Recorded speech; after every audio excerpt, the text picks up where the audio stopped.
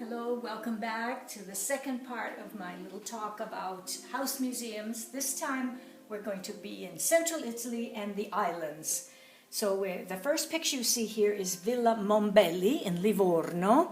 Livorno is a city that people sort of ignore, but it's got a lot of interesting things going for it. One of which is this house museum just down along the beach to the south. It's called Villa Mombelli, and it is located in this lovely park, and it's a villa that used to belong to the painter Giovanni Fattori. Here we are with all the mirrors and little details like the fireplace, which is quite beautiful. So the downstairs area is just a house that he lived in.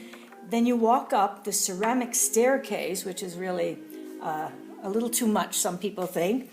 And on the top floor there is a section of rooms, different rooms with paintings by Giovanni Fattori, and here's a few examples of his work, and other 19th century artists. So it's a house museum plus gallery of paintings. So that's what you can see in Livorno. Then of course in Florence you have only the difficulty of choice because there's so many different house museums.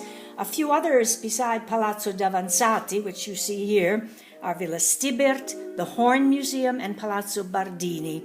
Stibert and Horn obviously were expats who came to live in Florence and collected and then left their collections in their house that they had. Palazzo d'Avanzati instead was a building that belonged to merchants in the Renaissance period. Notice the walls are frescoed. Now these are two bedrooms, and because tapestries were so expensive, in the less important rooms they frescoed them. So we have the less important rooms not open to the public with the frescoes, whereas the other important rooms just have white walls now because the tapestries are gone. So that's what you should see in Florence to give you a real idea of how people lived in the Renaissance times. In Rome, instead, there's, again, a huge amount of different museums to visit. I'm just going to give you a couple. The first one is the Palazzo Primoli, which is very close to Piazza Navona. There are two museums in the same building. Upstairs, there's the house of Mario Prats, who was a famous art critic and professor with very little money, but with the money with his good eye and his intelligence, he was able to make collection of the most beautiful objects and paintings and furniture from the Biedermeier and the classical 1800s. On the lower floor is the Bonaparte Museum, which has objects and things that pertained to the family of Napoleone Bonaparte. It was a very large family. So that's what you can see near Piazza Navona. And then if you get to Villa Borghese, besides the famous Villa Borghese Museum, there's a small house museum in this little fortress, little castle. It belonged to Pietro Canonica. Now we saw a work of his in the first part of this discussion. He was a great sculptor and also musician. So he was all over the world. He was very famous when he was alive. Here we have a monument in the Taksim Square in Istanbul that he did, and the same character, the same soldier, can be found in a smaller monument here in Vetralla, where he also had a house and a palazzo. So that's Roma Villa Borghese, the Museo Canonica. I don't have to tell you who these two were. Everybody knows Keats and Shelley.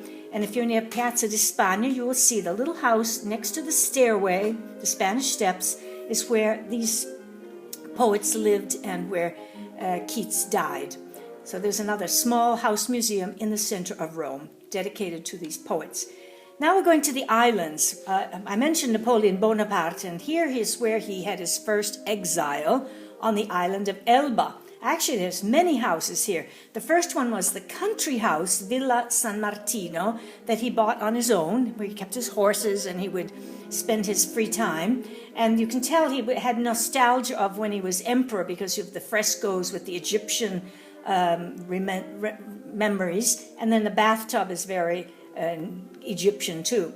So this is Villa San Martino in the country, and then in the, next to it is this huge hallway built by Prince Demidov, who was a descendant of his. Inside this huge villa is where he kept statues of his sister, Paolina Bonaparte Borghese, and even some of her dresses. So that's a second thing of Napoleon on Elba. And then in the town of Portoferraio is the villa where he was supposedly imprisoned, but it was a very soft type of prison. And you see objects that he used during his campaigns, military bed that you could set up in a few minutes, the commode underneath the window, and the bookcase with all of the books that he left behind for the people of Elba to use. So that's Villa I Mulini on Portoferraio. The last island, one of the most beautiful house museums, is the one on Capri, built by Axel Munthe. And here's a picture of Axel Munthe back in 1908. You see the little Sphinx, and there it is today. It's still there overlooking the bay.